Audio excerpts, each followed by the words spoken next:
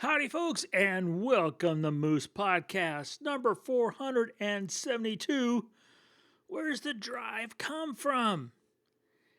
Want to wish you guys all a very good day. It started off at a brisk 26 here at the home. Nice thing is that still got some fall color here in the Bitterroot, quite a bit actually. It does seem to be later everywhere I have been. But I tell you that what we had at the Philmont Scout Ranch a week ago, almost 2 weeks ago now, was over the top spectacular. I did post images from our workshop there at Philmont. Go to the bottom of the home page for the website, moosepearson.com. Go to the very bottom, you'll see a placard of 9 images for the gallery of our adventure, and you will see that the photographs are there from Philmont, and for yourself, we had an amazing week. Well, we've got our birds slowly coming back. Thank goodness. It seems like it's been quite a drought. We've had our normal cats and finches and some chickadees, but not our mountain chickadee or chestnut-backed chickadee, and we've had more than normal pine siskins and American goldfinches, but pileated at least once a day. But now we're getting a whole bunch of flickers back, and hairy and downy woodpeckers, seeing a couple of raptors. So slowly they're getting back in here, and God, I've missed them. I missed them. So I hopefully for where you live and where you shoot, your feathered friends are there and posing for your lens. This episode, one in a row now, no technical problems, of the Moose Podcast is being recorded via the Adobe Podcast using AI voice. Yeah, I need all the help I can get. Not a sound guy. You can sometimes tell in my videos. Yeah, boy, lining up the shots is one thing, but sound, good thing I got Adobe Podcast doing it for me. Now you can find the podcast on a blog post there on the website, which has links to transcript that's created by the Adobe Podcast and other information, photo from the podcast. You also can head to other places, iTunes, Spotify. Spotify, of course, has the ability you can leave comments and we can have a conversation. And I finally got YouTube podcast up and going correctly. We'll see. It's still got about 190 of the podcasts not loaded to YouTube. I see some folks have already found it, started leaving some comments, so I'm grateful for that. But you can also find it on Amazon and other places. Appreciate it. Working towards taking it up a couple more notches here in the next year. So stay tuned. And I am grateful for all of those of you who do listen and then spread the word. It means a lot to me. So thanks ever so much. Well, lots of things going on this past week. The big one, and it doesn't really help me, but Nikon came out with 2 new lenses, DX lenses, the 16-50 f2.8 and the 35 f1.7. Now, these are both DX lenses, not for full frame Nikkor mirrorless. Now, I've not tried them personally, but I know someone who tried the 16-50, and they thought it was the cat's meow. They were blown away just by the build, the incredible sharpness from edge to edge, corner to corner, and the smooth zoom, the constant f2.8. I mean, yeah, it's for still photography for sure, but it sounds a lot like it'd be a dream lens for video work. So that's the 16-50 f2.8. Haven't had any first-hand reports on the DX35 1.7, but I have to assume that it's just another spectacular lens. So that's pretty cool news. End of the month coming up, the Mid-Atlantic Photovision there in Virginia. I'll be there with a cadre of very talented, more talented souls than me, presenting and hopefully inspiring. I've got 2 presentations. I would love to see you. If you're there, come by, say hello. if you listen to the podcast, hey, let me know. I'd be grateful. Every one of you are important to me. And then, in case you didn't see it, we announced on Friday, this last Friday, our Caddo Lake adventure. Got 2 spots left, I believe, maybe one, the boss said. And it's just a magical place as well. You can go to the same spot, the bottom of my homepage. You can see the gallery from previous trips. It's a place where sunrises go forever, not only as far as filling the landscape, but for duration. It's just an amazing place. When they're in fall, when those funky trees get their crazy fall color, boy, they're just it's spectacular. So that's Caddo Lake coming up in 2026. Information on the website. So I haven't finished Perception and Imaging. It is a textbook, and I'm taking my time going through it and enjoying it. And it has reminded me of things I have forgotten and some things that were buried that I used, but not on the top of the core text. So still reading that, but I wanted to get some other joyful stuff going, reading some books. So I did a read with Damn Lucky, another great book that one of you guys recommended to me. It talks about the 100th Air Force, 100th Wing of the 8th Air Force, and a particular co-pilot pilot whose name was Lucky, and his story. If you watch the HBO series that came out last year, it's one of the pilots that is part of that story. It's a good read. It is a page burner. And I really appreciate the recommendation. Great book. And now I just picked up another book, and it's titled Ah, A-W-E, Ah. And so that's where I'm at right now. If you've got books you've read that you would like to recommend, please head to the website, click on the link, let me know. It's that time of year where I tend to read more because there's more dark hours. So, hey, there you have it.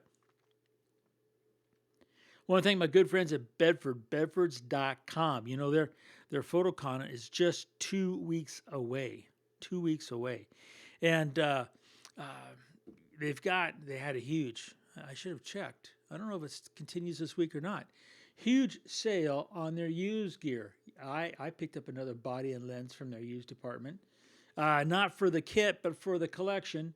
And, you know, body lens, $60 delivered. Poof, God, it's just amazing. I love it. They have the prices. They've got the inventory. They have the knowledge. They've got 7 stores. You can walk in. You can call. You can go to the website. And the website is, I can tell you, getting updated. No, that's not the word.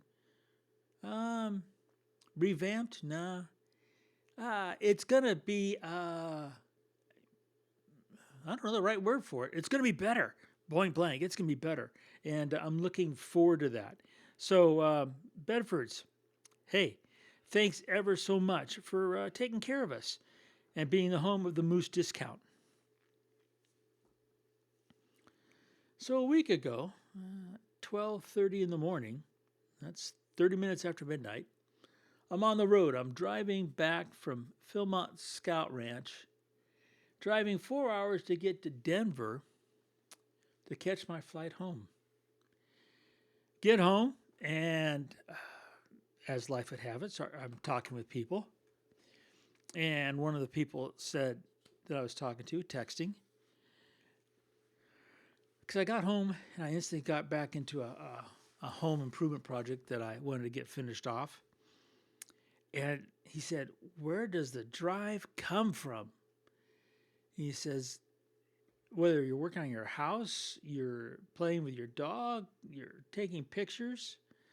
He said, "It seems like you're go, go, go." And it made me wonder, where does the drive come from?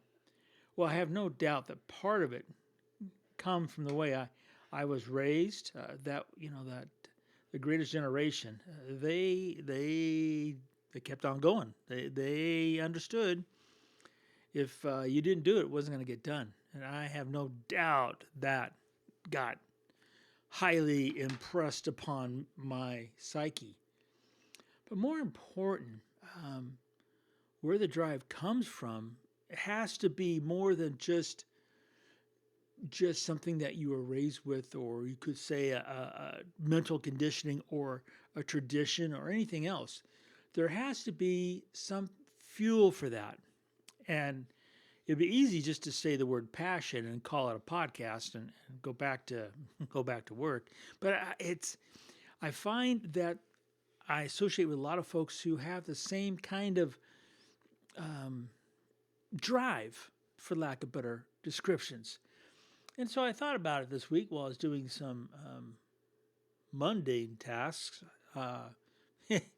It might not seem mundane to anyone else, but when it comes to pulling images, and it was a heavy image pulling week, that as the computer, I'm used Bridge, and Bridge is showing me all my finished PSDs, and I'm going from birds to mammals to aircraft, and then back to birds as I'm pulling images. Oh yeah, and landscapes. I had a bunch of landscapes, snow-covered landscapes to get out. There is a period of time where there is a lull, and it's kind of like I select I have an action that takes the PSDs and then flattens as a TIFF, and then you have to take the TIFFs, and you've got it's so luxurious anymore. So I shouldn't say you gotta, but you then upload them via the internet to the server so the client can get them. And in that period of time, there's a lull, and it's kind of like you could twiddle your thumbs. I had this job that for about 18 months after I finished high school, waiting for Sharon to graduate and go to college, and had deferred my college to start when she did. And we built in walk-in refrigerators and freezers, big ones. Some of these things were like 100 yards long, and they had a saying there: you always could find something to do while you're waiting for the paint to dry. And I kind of that has been stuck in my head. And where the drive comes from is wanting to work hard so I could play hard. And I'm very fortunate that I get my work and my play are kind of synonymous. So where the drive comes from is I want to go back out and create more images. That's the drive. And that's the funny part to me. And I talked to some peers, had a good conversation this week with one, and we both were talking about how we seem to be at our, and we definitely avoided the words the happiest or the best or content. And we came to the word satisfied. We're the most satisfied when we're behind the camera, whether we're actually making clicks that very moment or we know we're going to or just have. Being behind that camera is where the satisfaction comes from and where I think the drive comes from. And that satisfaction is, at least in my particular case, is from being, for lack of better terms, in the right place at the right time for that critter or that landscape or that aircraft, to bring back that memory and preserve it. Now that you think about it, in this scheme of life, preserving memories, probably not on the top of the list of what's going to really change the world, right? Now, some of those memories, definitely ones that go in the refrigerator. They're inside stories that only the family would know. Others, okay, they need to be shared. So then that brought up our conversation. All right, so we're satisfied when we're behind the camera. How do we continue that when we're not behind the camera? So the drive comes from wanting to share our good fortune with others. And that's how we decided the two of us at least. It wasn't like a huge committee. Nothing gets done by committee. Anyway, it was decided, we decided that the drive comes from when and the satisfaction continues when we share those moments with others and it connects with at least one person. And we figured, we after discussion, it only takes one person. It's all it takes is somebody who wasn't there with us, maybe not even, and this would probably be the icing on the cake, isn't even a landscape photographer, a wildlife photographer, or a photographer at all, just likes and looks and sees and expresses that when they like a photograph.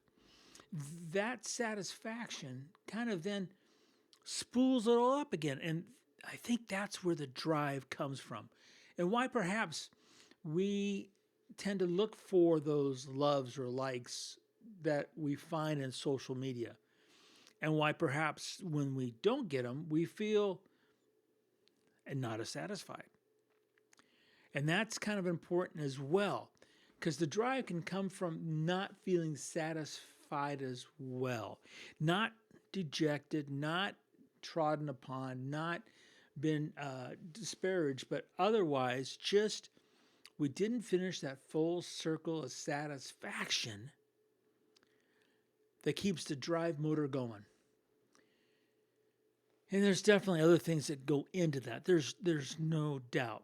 But boiling it down for myself kind of helped, one, in that discussion, because we like to tie up a discussion, not leave it lingering forever, because then other things come up and yeah, you know how that goes. You forget.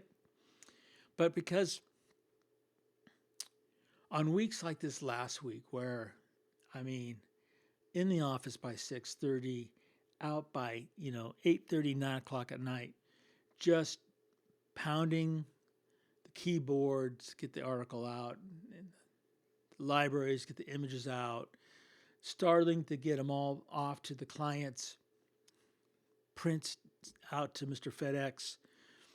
There are times where you feel like, I just don't have the drive for this anymore. And then all of a sudden you get that one response back. That editor who, God bless her soul, she hadn't had the 3 gigabytes of files for more than 5 minutes. And also I get this email back with the kindest words, and then woof, the drive comes back up, and it's, what's next? Let's tackle it. Let's make it happen. So we all need to find that drive from someplace. We're all a little bit different. I'm just giving you suggestions. Perhaps when things aren't going as well as you'd like, you're not conquering as much as you want or feeling successful as you think you should be. Check the drive. Make sure you're in forward. Get out behind the camera and then share and see that simple satisfaction doesn't just put some more fuel in your tank and, well, you'll know where the drive comes from. You folks have an absolute marvelous, marvelous week. I'm in Yellowstone enjoying cold air, the new snow, critters, good friends. I hope you have the same. Take care and remember to make every click your story.